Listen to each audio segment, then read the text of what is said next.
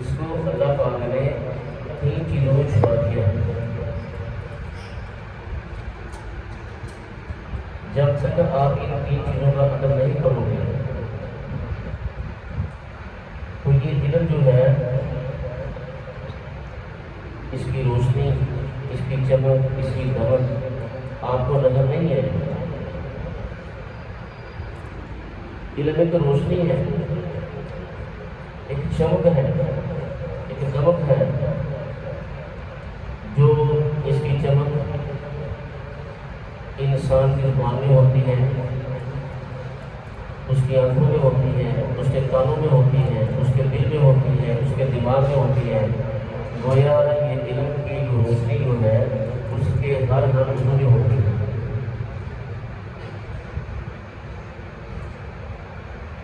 تو جب تک آپ ان 3 چیزوں کا ادب نہیں کرو گے جو میں بتانے والا ہوں تو آپ کو نظر نہیں آئے گا، یہ علم کی روشنی آپ کو نظر نہیں آئے گی۔ تو میں آپ کو سمجھاتا ہوں روشنی کے بارے میں کہ علم ایک روشنی ہے، ایک چمک ہے، ایک دمک ہے۔ وہ کیسے؟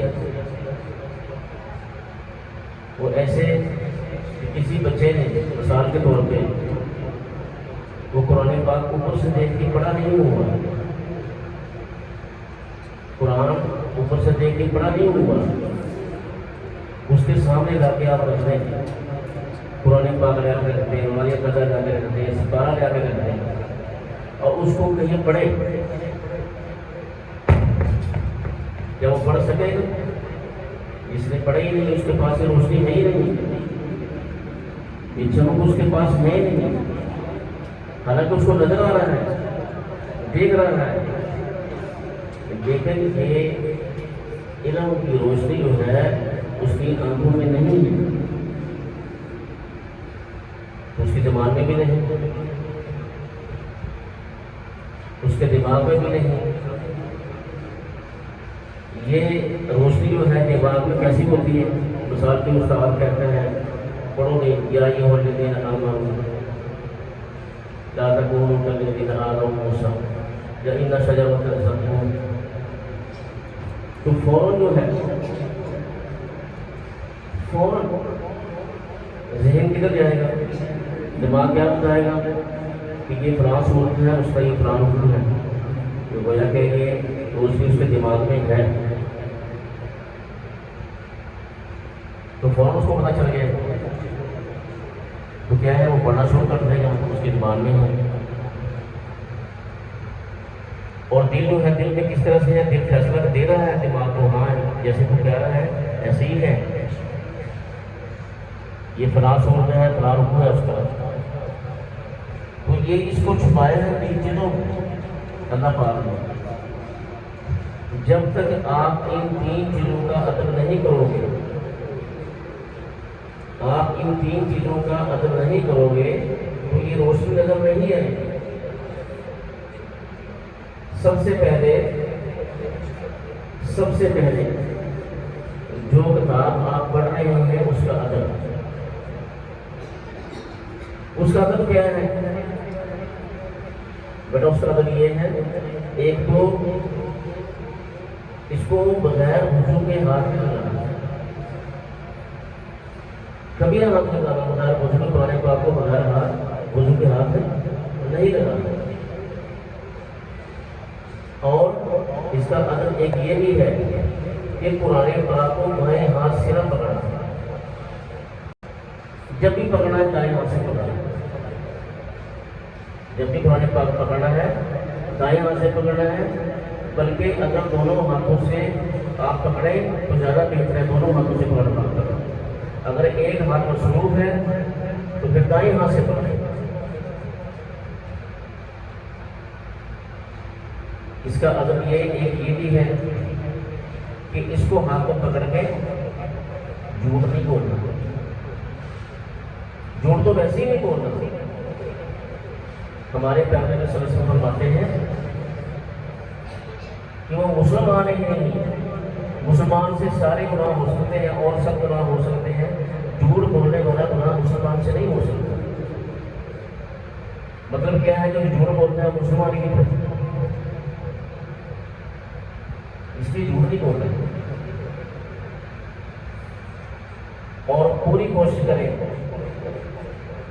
کہ قرآن پاک کو اپنے طرف سے پوری کوشش کریں کہ اس کو فیل نہ ہو، لیکن کلاس کے اندر مجبوری ہے، لیکن اپنی طرف سے پورا ادب کریں۔ قرآن پاک کا آپ جتنا ادب کرو گے، جتنی اس سے محبت کرو گے، جتنا اس کو اپنے سینے سے لگا کے رکھو گے، جب قرآن پاک کو آپ درسگاہ میں آئیں اٹھائیں، اس کو چھوئیں، اس کو اپنی آنکھوں سے لگائیں، اپنے سینے سے لگائیں، اور جب آپ کلاس میں سے جا رہے ہیں پھر چھوئیں، اپنی آنکھوں سے لگائیں، پھر اس کو سنبھال کے اونچی جگہ پہ رکھیں، ادب کریں۔ ہمارے پیغمبر صلی اللہ علیہ وسلم فرماتے ہیں دین کلہ ادب، دین سارے کا سارا ادب۔ صحابہ فرماتے ہیں پہلے ہم نے ادب سیکھا ہے، پھر دین سیکھا ہے۔ بے ادبی سے بچیں، یہ بڑا مشہور محاورہ ہے، با ادب با نصیب، بے ادب بے نصیب۔ ادب کرنے والا مٹی کو ہاتھ بنائے سونا بنا دے، اور بے ادب سونے کو ہاتھ بنائے مٹی بنا دے، بیڑا گرک کر دے۔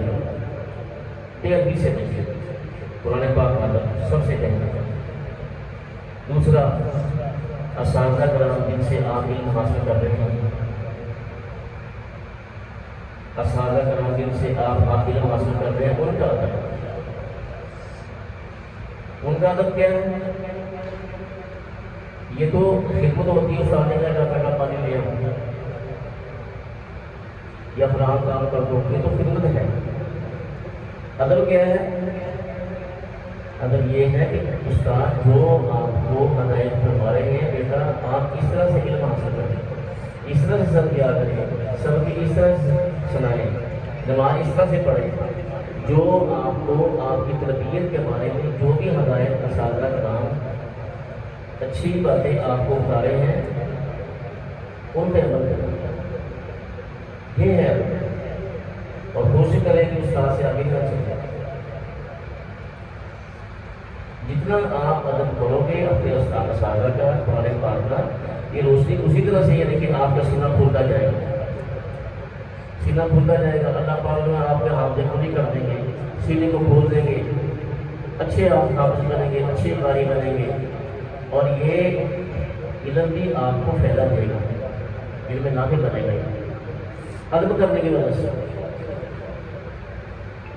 اور جہاں بیٹھ کے آپ علم حاصل کر رہے ہیں، مسجد میں کر رہے ہیں، درسگاہ میں کر رہے ہیں، وہاں پہ تباہیے ہیں، ان کا ادب، ان کو فون لگائیں، چھٹی ہوئی ہے بڑے سلیقے کے ساتھ سنبھال کے ان کو رکھیں۔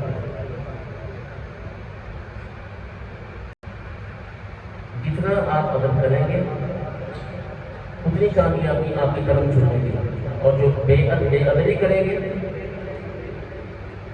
جو بے ادبی کریں گے، اور میں نے دیکھا ہے جو محرومی کا سبب بنتے ہیں نا، آپ دیکھتے ہیں کچھ بچے پڑھنے کے لیے آئے، ایک سپارہ پڑھ کے، دو سپارے پڑھ کے، 5-10 سپارے پڑھ کے محروم ہو جاتے ہیں۔